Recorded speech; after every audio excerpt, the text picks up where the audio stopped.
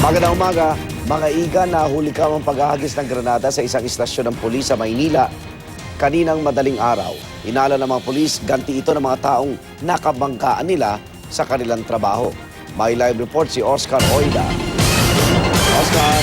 Igan, itinuturing na pananakot ng pamunuan ng Santa Ana Police ang nangyaring pinakabagong paghahagis ng granada sa kanilang istasyon kanina madaling araw. Sa kabila nito, wala naman daw balak patinag ang mga pulis. Base sa kuwang ito ng CCTV alauna 27 na madaling araw, makikitang umaali-aligid sa Santa Ana Police Station ang isang RAV4.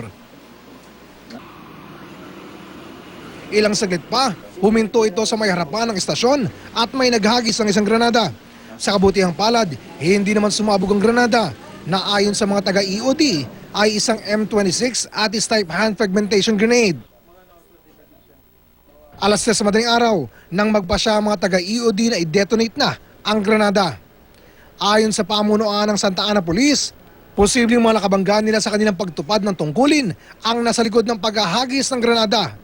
Nito lang daw kasing buwan na ito, 4 sa 10 most wanted drug personality sa lungsod ang kanilang natimbog. Kaninang tanghali may phone calls na nagpakilala, certain inspector lang, ayaw niya sabihin ng pangalan, kausap niya yung aking desk officer.